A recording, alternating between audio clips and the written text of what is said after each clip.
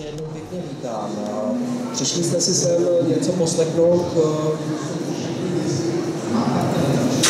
na pár slov, je čas jednat. To může být cokoliv. Je čas jednat. Na co? Před chvilkou mě tady jedna paní se zeptala, a na co je čas jednat? Ono je to, jak já vnímám, přesně o tom. Když se pořád ptáme, co máme dělat, v čem se máme posunout, co nám má pomoct, tak vlastně pochopil jsem, je to můj názor, který nikomu samozřejmě nevnucuji. Jsme pořád na nějaké slepé koleji. Pořád nevíme, pořád vlastně se ptáme na to nebo to druhé. Já mám za sebou, možná dalo by se to počítat na několik set vlastně přednášek na různá témata, ať už to jsou vztahy, finance, zdraví a tak dále. A pochopil jsem, že ve své podstatě je to všechno o tom též. My se sice zabýváme těmi okrajovými tématy, ale vychází to ze stejného principu. A uvědomil jsem si, že už je tady čas něco změnit, něco začít dělat jinak. Nejenom chodit na přednášky, vítám vás na dnešní přednášce, ale pochopitelně prostě i skrze tu přednášku, skrze tu iniciaci, která nějakým způsobem nás osloví, to uskutečňovat a nejen se spolíhat, že prostě ta změna v tom životě, něco, co by nám mělo přinést větší pocit štěstí, svobody, lásky, naplněnosti, přijde od někoho, třeba příkladně teď ode mě. Ti, kteří si to myslí, tak vás zklamu a můžete v pokoji a v lásce odejít. Ale rozhodně já nejsem ten, kdo vám dá recept na to, abyste byli šťastnější. Ale v každém případě mohu být ten, kdo vám umožní přijít si na to, že vlastně je to o vás samotný, že je to o vašem odhodlání, o schopnosti už konečně se vší pokorou, ale začít jednat. Nespolíhat se na to, že prostě to okolí se změní, ten systém se změní, že ty politici odejdou, protože to už přeci není možný, aby prostě tam ještě nějakou dobu se trvávali. A potom to teprve bude ono. Můžete se mnou ladit, nemusíte, ale za mě já říkám, nebude. To samé bylo spojené s rokem 2012 a s takzvanou transformací vědomí, s kterou byl vlastně on spojován. Přesně je řečeno 21.12. Dost lidí se domnívalo, že se něco změní. Že skutečně ten svět se někam posune, budou tady možná i nějaké silné dramatické změny v přírodě a podobně. Ale ono se to nestalo. Proč? Protože jsme to očekávali. Mnozí z nás nechtěli jsme přijmout z vlastní zodpovědnost za tu změnu. Pořád jsme se domnívali, že tu změnu přinese někdo nebo něco jiného. Já osobně jsem zaregistroval právě vlastně v tom prosinci 2012 obrovskou změnu. Ale ne venku, ale v sobě. Dalo by se říct, že mě to ukázalo, abych takzvaně znovu z těch výšin toho nadhledu se úplně obyčejně a lidsky sesunul a znovu padl na zem a začal normálně žít. Ono totiž dřív jsem žil tak, jak jsem samozřejmě nejlépe uměl. Lépe jsem to nemohl ani vědět, ani umět. A mohu vám říct, že nicméně jsem se pořád domníval, že za všechno můžou ostatní, jenom já ne. Vyčítal jsem si spoustu věcí samozřejmě, jak k sobě, ale i k ostatním. Pak pochopitelně přišlo období, který se týká vás všech, který tady dneska jste. Otevřelo se mi takzvaně vědomí. Začal jsem ty věci kolem sebe vnímat jiným způsobem. Uvědomil jsem si, že všechno, co se kolem mě děje, tak je můj vlastní příběh. Je to příběh o mně samotném. Kdokoliv je kolem mě, tak je jenom zrcadlem mě samotného. Něco mě má o mě samotném naučit. Přitahuju si ty lidi, kteří mě mají učit, a i ty situace, ve kterých se já mám něco o sobě naučit. Když jsem začal tímto způsobem takhle přemýšlet, tak najednou ale jsem se dostal energeticky, dalo by se říct, mimo svoji fyzickou podstatu. Začal jsem si takzvaně ulítávat. A velice populárním se mi stalo: vše je, jak má být. Já to nezpochybnuju, skutečně vše je, jak má být. Nicméně my potřebujeme naučit se opět znovu jednat. I přesto, že víme, že vše je, jak má být. Naučit se konat, naučit být se sami sebou. A uvědomil jsem si, že ten loňský rok 2012 byl spojen, jak už jsem řekl, transformací vědomí. A mně přišla informace velice silná, že rok 2013 je o transformaci těl. Fyzických těl, fyzických schránek. Já když jsem se podíval tady, co paní numeroložka tady ponechala vlastně v tom numerologickém vyjádření roku 2013, tak součtu těch číslic na konci vychází 6. A jak víme, to nemusíme ani být znalý numerologie, tak 6 je symbolem hmoty, číslo hmoty.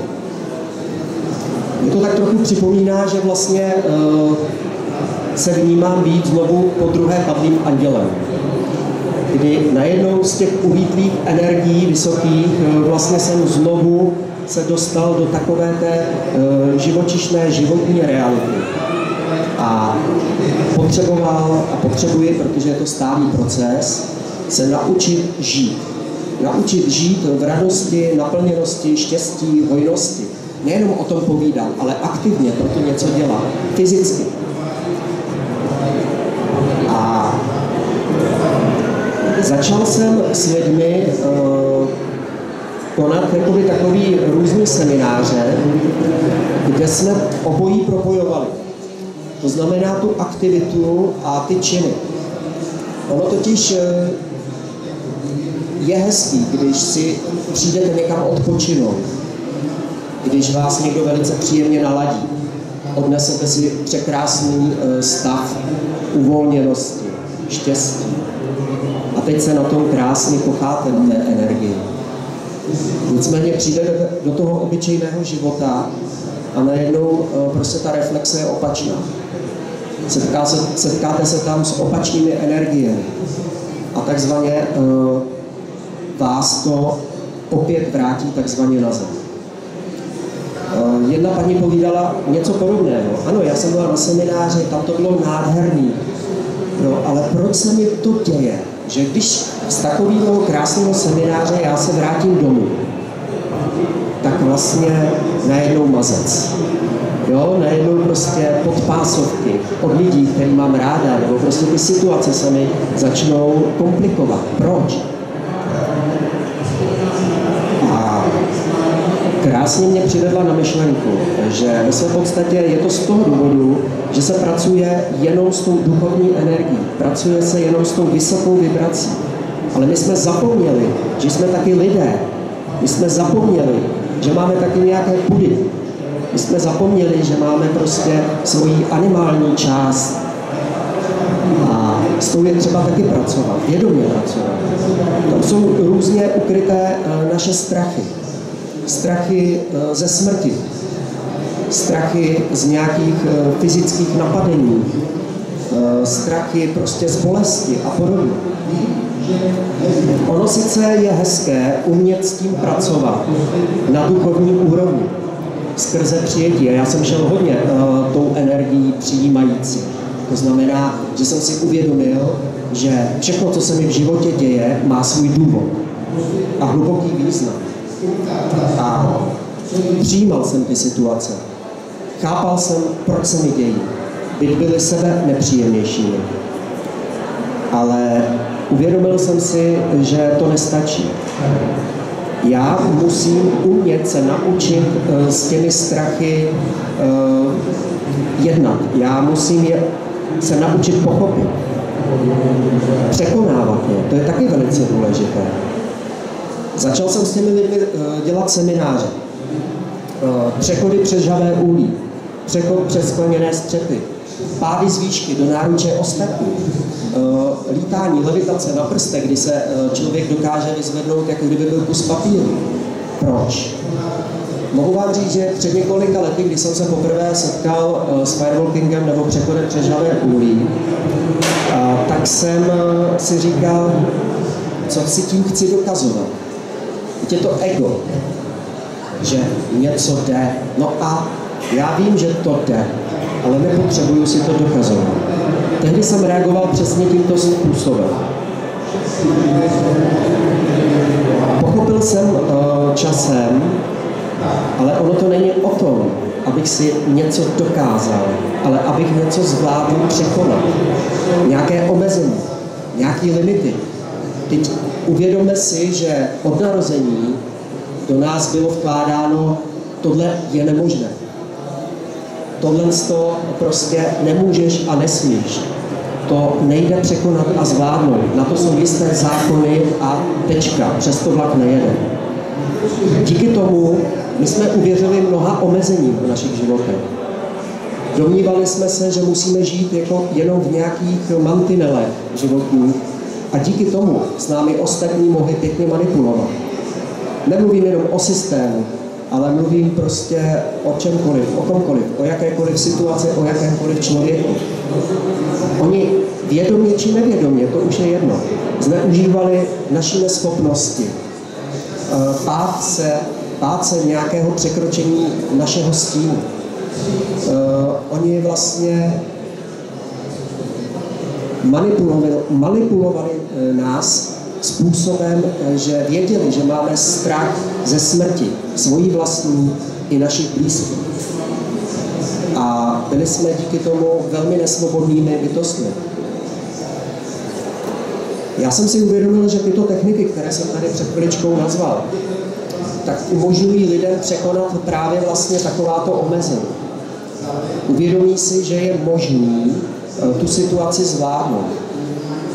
Že ve své podstatě, když udělají nějaký krok, nejenom o tom, že si to uvědomí, ale i v tom, že prostě to uskuteční. To znamená, že ten záznam v paměti buněk toho těla je v prožitku. A co my si tady neprožijeme, tak to je jenom učení. Samozřejmě, učíme se. Ale abychom se to mohli naučit, musíme si to i dovolit prožít. A to znamená, buď máme dva druhy prožitků. Prožitek vědomí a prožitek nevědomí. Co to znamená? Když něco odmítáme, máme z toho strach, bojíme se toho, tak vlastně ta situace nicméně stejně nám do života přijde. Akorát, že nevědomky si přitahujeme tu situaci. Tím, že máme strach, tak logicky tu situaci si právě vlastně do svého života o to víc přitahujeme. A potom ty situace v těch běžných životech jsou velice nepříjemné. Pak je ten druhý způsob. Vědomý prožitek. Jestliže toho, čeho se bojím, si dovolím vědomě prožít, pochopím,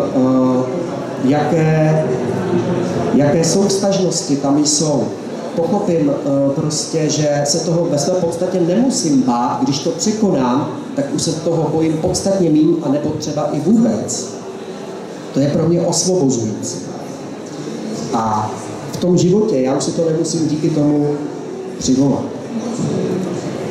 A uvědomil jsem si, když se pracuje s obouma energiemi zároveň, příkladně na nějakém podobném semináři, to znamená s tou vysokou duchovní energií, ale zároveň vlastně i s tím naším animálem, tak vlastně lidé odcházejí v tom prožitku více sebestřednější, uvědoměnější, jsou víc sami sebou. nemusí se jim potom právě vstát vlastně ta situace v tom životě běžným nějaká nepříjemná. Takže proto já pracuji vlastně tady s tím a dokonce mám dokonce povolení se vás na něco zeptat, i když je to ještě zcela neoficiální informace, ale co byste tomu řekli, kdyby v rámci tohoto festivalu příští rok se dělal poměrně trošku teda pro větší skupinu lidí, ale přechod přes žhavé uhlí. Jo. Jisté předběžné jednání už proběhlo a má-li to být, bude to a mohlo by se to odehrávat na vašem hradě. Takže určitě úžasná událost by to byla a věřím, že vlastně taková fantastická kolektivní energie, která je vytvořena právě vlastně takovýmhle rituálem, je pro lidi velice motivační. A já kolikrát na úplně jednoduchou otázku lidí typu, jak to mám zvládnout, co mám pro to udělat, tak říkám, počkat si na tu správnou motivaci. Proč? Protože vlastně my všichni všechno víme. Do slova a do písmene. Já si dovoluji toto říct, protože vlastně ono to není o těch vědomostech. Ono to je o tom, že prostě máme všichni ten samý zájem. Být šťastný, být svobodný, být spokojený. A co k tomu potřebujeme? Přestat se zabývat tím, co nám vlastně to blokuje. A začít se zabývat tím, co nám to umožňuje. To znamená opravdu to aktivně začít dělat. Já vím, že to je proces a vím, že kolikrát to není jednoduché. Ale je to o té správné motivaci. Kolikrát vlastně při individuálních terapiích s lidičkami se ptám, co byste byli schopni obětovat za to, aby skutečně ten váš život se změnil tak, jak si sami přejete. A najednou ty lidi začnou uvažovat. Aha, něco je pro mě ještě důležitější, než ta změna. Ještě nemám dostatečně prožitou jistou závislost, třeba k někomu, k něčemu. Je to v pořádku, to není špatně. Jenom prostě každý z nás potřebuje mít dostatečně prožitý jistý úsek života. A proto je to o správném načasování. A je to prostě o správné motivaci. A když to cítíte, když to chcete, ale ono nic není náhodou. A nic není náhodou, že se to tady vyvíjí, že ta energie tady nějakým způsobem postupuje, že někdo může ještě přijít a někdo odešel. To znamená, ty správně už namotivovaní lidé, kteří jsou schopní tu změnu v tom životě uskutečnit, jsou třeba případně mezi váma, jste to vy, ale to já nemohu odpovědět za vás. To je odpověď čistě ve vás. Takže teď cítím prostor, jestli se chcete na něco zeptat. Něco, co vás zajímá, co zvládnout překonat, nebo prostě v rámci toho, co tady povídám, vás něco napadá. Máte nějaký dotaz?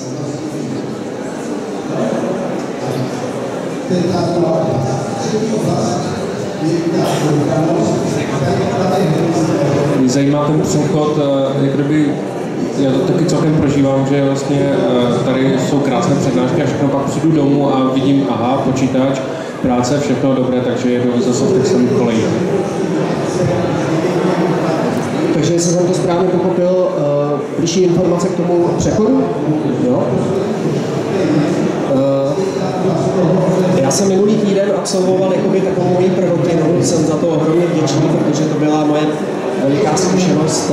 Dělal jsem přechod pro Igora Chauna vlastně na Košárně a aktivně se ho účastnilo kolem 100 lidí. Takže skutečně to byl docela záhul, docela záběr. A na druhé straně nádherná energie kolektivní, protože obojí má své. Taková skupinka kolem 20 lidí je spíš terapeuticky zaměřená. Je možný tam mít osobnější přístup k těm lidem. V kruhu si otevřít osobní nějaké blokace, strachy, popovídat si o nich a věnovat se každému více intenzivně. Na druhé straně veliká skupina, tam sice to nejde, aby to probíhalo tímto způsobem, ale zase je tam vytvořená obrovská euforická energie. Takzvaně vlastně každého ten kolektiv, dalo by se říct, strne. Neznamená to, že tím pádem každý musí přejít, vůbec ne, ale je nadšen tou společnou energií, té radosti, toho zvládání, té podpory a to je úžasné. Já říkám lidem, že to není o tom, že musí přejít, anebo mají přejít, že to je správně, anebo špatně, když přejdou nebo nepřejdou. Já jim říkám o tom, že je úžasný, že jsou tam, kde jsou. To znamená, že vlastně jejich odhodlání je dovedlo i k možnosti absolvovat tuto akci. A jenom se i třeba pasivně zúčastnit těch energií. Že i ty přípravné energie, když je tam ta mentální příprava, to propojení vlastně společné těch lidí, tak je fantastická. I to, co vlastně v rámci té přípravy k tomu přechodu provádíme, třeba ty pády nebo ty střety a jiné věci, tak jsou pro lidi velmi silnými. Takže ta energie je to nejdůležitější v mém vnímání a je důležitější než uskutečnění toho vlastního přechodu. Jestli to člověk zvládne nebo nezvládne. Jo? Tak vlastně odpovídám jenom, co se týká toho vnímání těch lidí. Co cítím já sám za sebe a i ze zpětných reakcí vlastně od lidí. Jinak trochu techničtěji, ty žhavé uhlíky mají kolem 500 stupňů Celsia. A ze školy možná někteří si pamatujeme, že kolem těch 200 stupňů teplota tak vlastně už spálí pochopitelně velice výrazně a dalo by se říct, dle fyzikálních zákonů a zákonitostí to není možné absolvovat. Takže se v tom hledaly různé mouchy. Údajně je to speciální dřevo, které hoří při 40 stupňů. S tím jsem se taky už setkal. To je jedna zajímavá informace. A nebo při tom rituálu se ty nohy dostatečně spotí, aby byla vytvořena prostě ochranná vrstva mezi tím popelem a tou ploskou nohy. Jasně, ale když člověk prostě, který pouze je materiálně zaměřen a ty fyzikální zákonitosti jsou pro něj jediné dané, tak vlastně těžko může pochopit a přijmout, že je to o víře, že to je o kolektivní víře, která o tom rozhoduje, a nikoliv vlastně o těch fyzikálních zákonech. Takže se hledají různé vlastně zkratky, jak jakoby to zpochybnit, ten rituál. V každém případě je to o tom, že ta společná energie a víra a samozřejmě propojená s tím, kdo to vede nějakým způsobem, tak právě ty lidi motivuje uvěřit tomu, že to jde.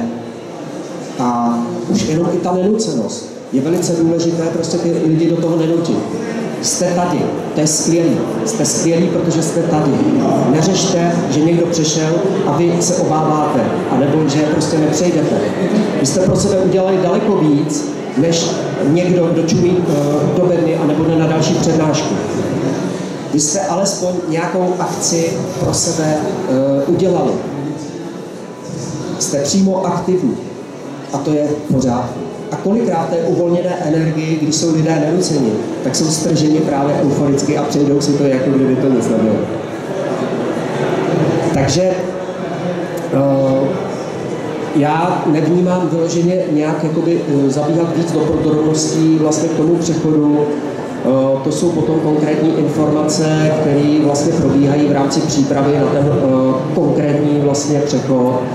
Ale je to velice oblíbený rituál po celém světě, dalo by se říct.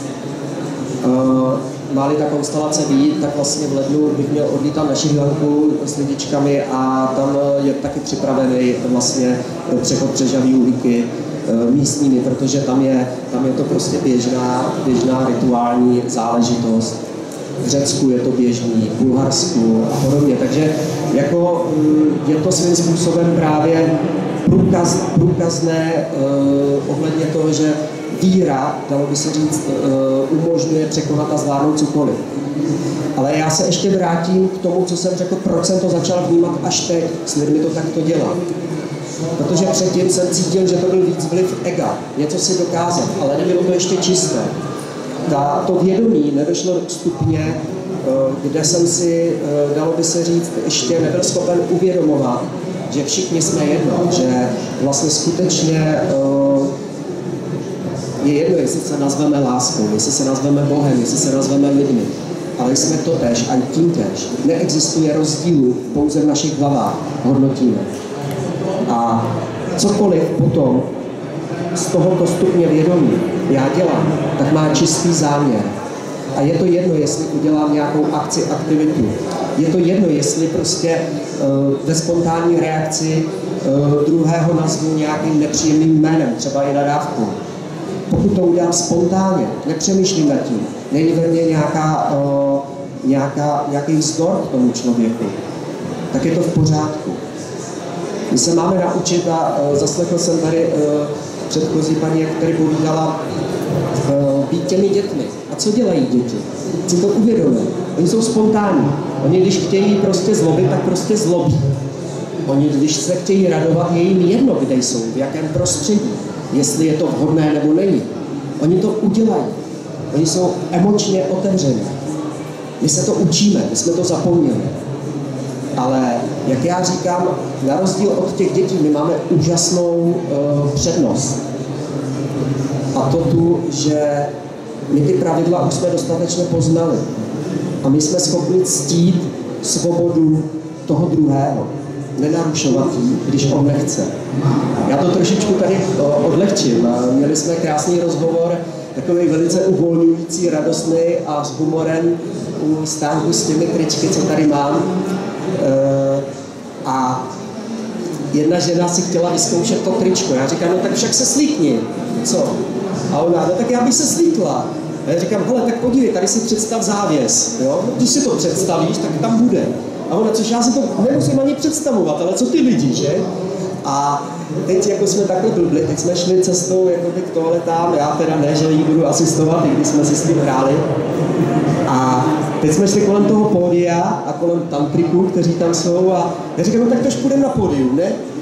No a tak jsem začal tleskat, jako ona, že jde na to pódium a že se tam bude převlíkat, jo? Ale samozřejmě byla to hra, ale chci tím říct, toto je rozdílné oproti té dětské spontánnosti. Že my opravdu dokážeme jakoby reflektovat, že někdo prostě to tak nechce, že ještě je to pro něj omezující. To neznamená, že já se jim nechám ovlivňovat, ale to znamená, že já ho taky umím respektovat.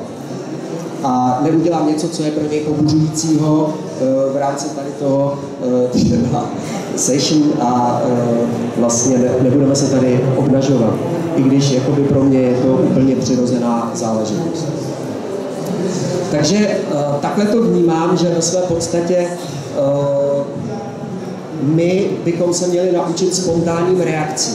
A když je ta skupina k tomu připravená, když například vlastně právě se sejdeme a chceme tu přirozenou, intuitivní emoci si dovolit otevřít, roztapat se strachy, dovolit si to, nebát se toho, prožít si to vědomě. Že když si vědomě dovolím prožít svůj strach, tak vlastně já s ním umím pracovat. A když potom v tom životě přijde situace, ze které mám strach, já už s tím umím pracovat. Už jsem to poznal. A už to nemusí být tak intenzivní. Respektive někdy to už nemusí právě proto přijít vůbec, protože už se toho nebojím. Já totiž říkám, že to není o strachu, ale že to je o strachu ze strachu. My totiž jsme si dovolili prožívat jenom něco. To hezké, že? To krásné, že? Ale na druhé straně, kdo rozhodl, že něco je krásné a něco je škaredé? Kdo to rozhodl? Kdo to posoudil? Já říkám ego. Ego je hodnotící článek. Jestliže my jsme něco označili, že je špatné, samozřejmě, že nás to naučili, ať už rodiče nevědoucí, protože sami to tak znali a jinak neuměli. Systém, výchova a další průběh našeho života, tak pochopitelně jsme odmítali to škaredé, to nepříjemné. Ale tím pádem jsme tomu dali náboj škaredého a nepříjemného. A automaticky, když odmítám něco, co je škaredé a nepříjemné, tak ono to ke mně právě proto přichází. A jak se to chová? Škaredě a nepříjemně. Ale teď jsme si to tak vybrali. Teď my jsme tomu dali ten náboj. Proč se teda divíme, že se nám dějí v životě nepříjemné věci a že nám je nepříjemně příjemné? Já to trošku vlastně uvedu do konkrétního příkladu. Prožil jsem si, není to tak dávno, úplně bych to nenazval depresí, ale budiž. Takovou částečnou depku z toho, že mě tehdy přítelkyně dala kopačky. A dozvěděla se to naše společná známá a napsala mi mail. Moc mě to mrzí, že si nerozumíte, že vám to nevychází, že vám to nevyšlo. Jsem tady i pro tebe, může se na mě obrátit a tak dále. Je to bylo tak nepříjemné. Já si říkám, co mi leze do mé bolesti. Já byl na ní naštvaný. Dřív bych začal fňukat na jejím ramenu. Začal bych prostě jakoby, ano, lituj mě, veď, mám to těžký, no. Ale já nechtěl, já jsem si chtěl tu debku prostě prožít. A já jsem si potom uvědomil, proč. Byl to velice krátký průběh, to za prvé. A já jsem si uvědomil, že totiž cokoliv jsme v životě odmítali, tak ono musí přijít znovu, aby jsme to dokázali přijmout. Ale ono to nestačí jenom přijmout takzvaně duchovně, s pochopením, s vděčností, když to zrovna neprožíváme. Ale ono je to potřeba přijmout, když to zrovna i prožíváme. To je to úmění. Nepřijmout jakoby prostě nemoc, když jsme zdraví, ale přijmout nemoc, když jsme nemocní. A možná, že cítíte moji nádchu, a jako já jsem skutečně tento týden po 6 letech procházím si velikou fyzickou čistkou a tohle opravdu jsem měl zažil 6 let, něco jako chřipka, já už ani nevím, jak se to jmenuje skoro, protože vlastně opravdu jsem se naučil být nemocný, ale pochopil jsem, že ta fyzická stránka někdy potřebuje taky jakoby projít opravdu detoxem a tyhle něco jiného to je. Že? Takže i přesto dokážu být jakoby optimistou, dokážu být jakoby prostě v radosti, i když mi není zcela úplně příjemně. Ale to jsem se naučil, postupně jsem se to naučil. Protože jsem si uvědomil, že všechno špatné je zároveň k něčemu dobré a že to je v pořádku. A druhá věc, která vlastně mě přišla, pro Boha se říká, že největší tma je před rozeněním. Tak říká se to, nebo je to tak? Pro mě je to tak. A já jsem si uvědomil, že je to test vesmíru. Může, ale nemusí přijít něco, co je krásné. Čeká to vlastně na to, že to přijmeš. Ale má to jednu podmínku. Budeš si toho umět být dostatečně vděčen za to. Budeš za to vděčen. Budeš si toho umět vážit. Nebo ne.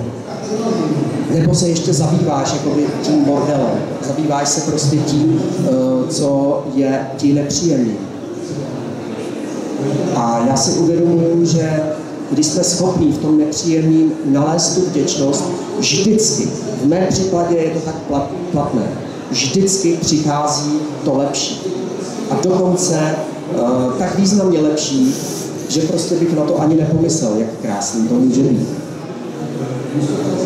Takže to jsou dvě takové věci, že poprvé musíme to přijmout i v tom prožitku a pak jsme s tím srovnáni, pak už to nemusí nikdy přijít.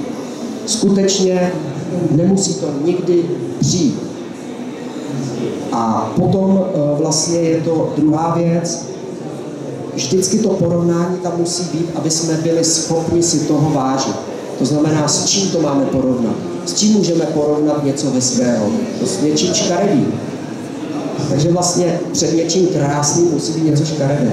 A to znamená, že já si to sice nazývám pojmy, že to je špatné a zlé, škaredé a hezké, ale už si o tom nemyslím, že proto je to špatné. Je to dobře, obojí je dobře. Protože bez jednoho nemůže být druhé. Bez jednoho bych si nemohl vážit toho druhého. A znamená to, že já jsem vděčen nejenom tomu hezkému, ale i tomu škaredému. A to je ta změna.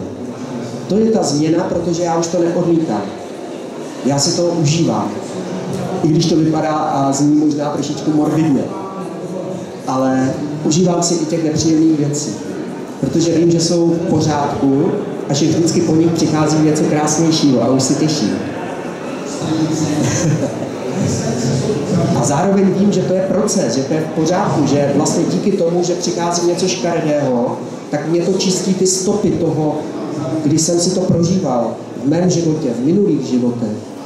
Jo, já můžu jít do duchovní příčiny, kam chci, ale dokud si to neprožiju znovu, tu situaci, a nedokážu to v té situaci přijmout, tak prostě ta duchovní příčina, a je to moje zkušenost, nefunguje, i když jakoby prostě si na ní přijdu. Musí tam být ten prožitek, musí tam být ta vděčnost, musí tam být ta emoce. A to je velice důležité. Jedna věc, že to pochopím, uvědomím si to, a druhá věc, že ta emoce jde s tím, že ten prožitek a ta vděčnost jsou s tím spojeny.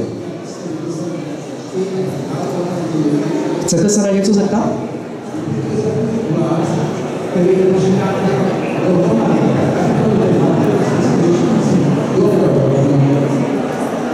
Tak já se zeptám.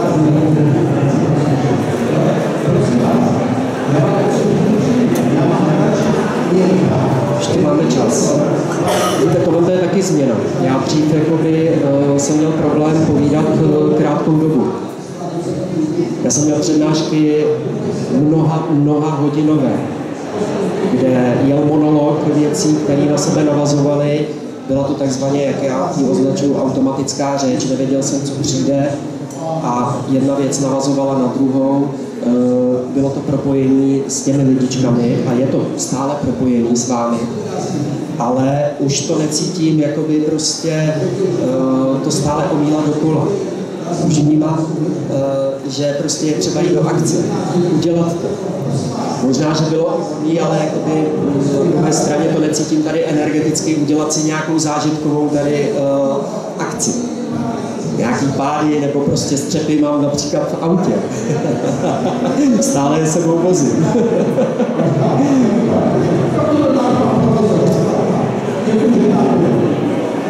Víte co, já to udělám tentokrát úplně jinak. Ano. Nejde dál, ale teď začínalo to, že vlastně skryté tajemství. Zajímalo to váš názor na koncepce, protože já jsem mluvila před 3 rokama a teďko už si myslím, že třeba i duchovní někdo dál, že už to je celkem zavádějící. Jo, já to trošičku zopakuju. Tajemství secret, jak to funguje, že už teď je to víceméně zavádějící a tak.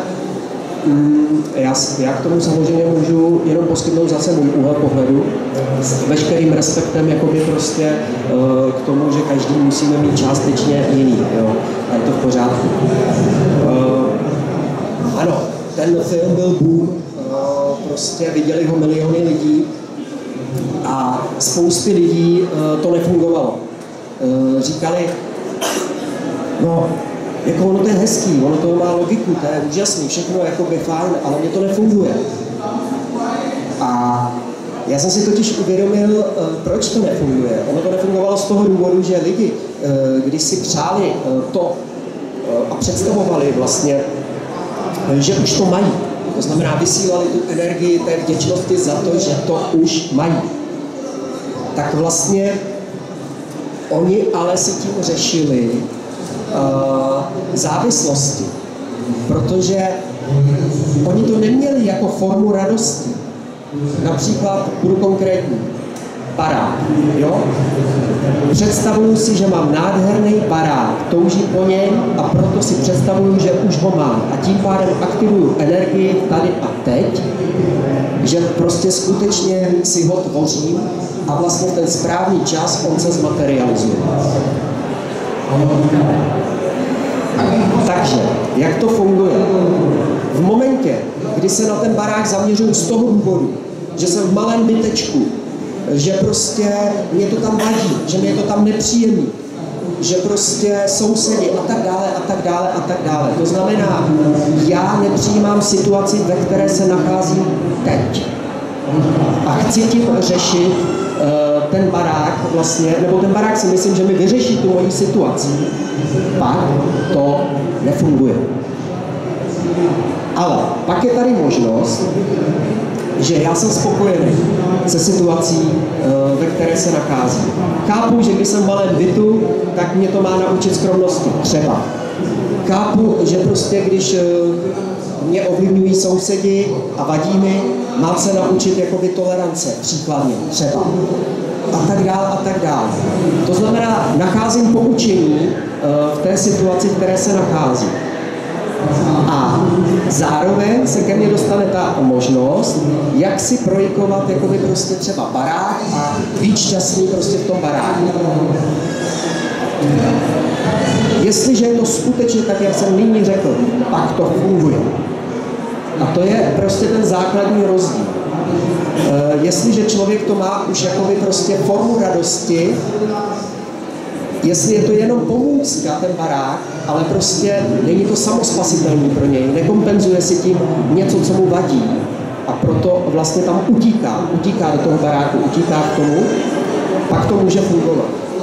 Ale přiznejme si, kolik lidiček prostě si něco přeje jenom tak a ne z důvodu kvůli, že. Jo, a to je ono.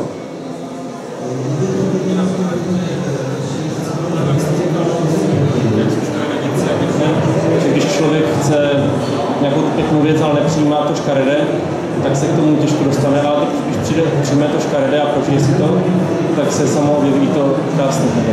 To je vlastně problém. No, přesně tak. Jo. Takže vlastně, když ta moje situace je okolím třeba vnímána, že je nepříjemná, tak je to okolí. Ale pak, když já vlastně dokážu v ní najít to hezké, to úžasné, tak mě to posouvá dál. Já uvedu jeden příklad.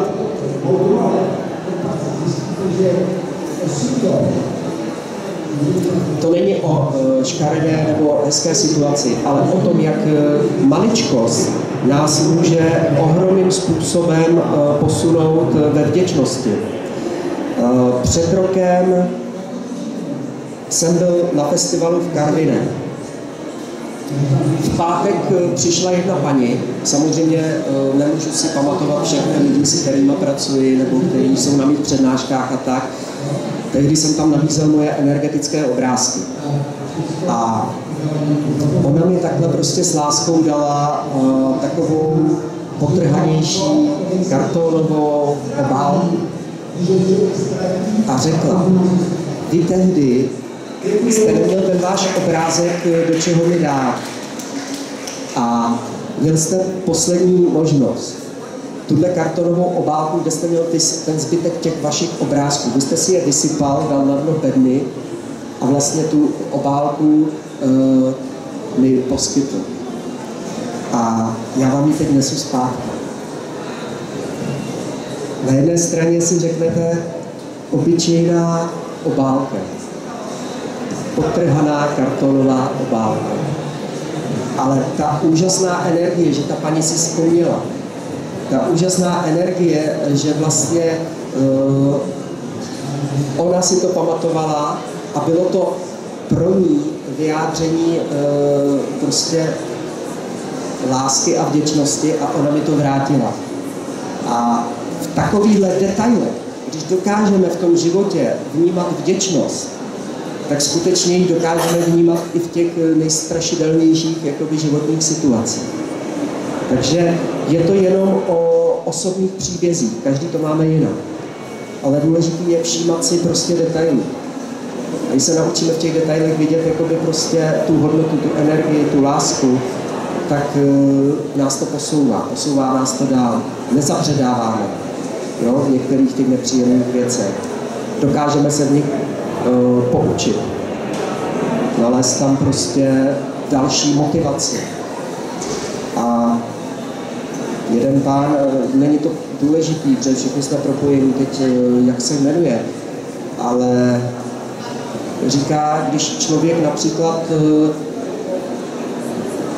nemá peníze a potřebuje něco zaplatit, tak jsou dvě možnosti. Buď schání, kde by ty peníze mohl nějak sehnat, a nebo ho to namotivuje, aby si mohl těch peněz vydělat víc. Dva odlišné přístupy. Jo? Využít té situace jako motivační, anebo prostě nechat se tou situací ovlivnit, zmanipulovat a prostě být zase nějakou tou ovečkou, která vlastně se cítí být v pasti a vytlouká takzvaně klínem. To mně přišla ta asociace například. Takže skutečně každá situace je pro nás k tomu posudku, jestli je to motivací pro nás, anebo naopak, jakoby prostě, jestli se tou situací necháme pohltit. A jak já říkám, jedno takové krásné české jadrné, život je prostě pro ty, který se z něj nepohne. A ono samozřejmě, člověku se to kolikrát říká, když si neprožívá nějakou tragickou situaci, ale já s plnou zodpovědností říkám, nechci prožívat, ale řeknu vám to též. Takže ještě jednou děkuji za pozornost, děkuji, že jste, děkuji, že jsme a je čas jednat. Díky.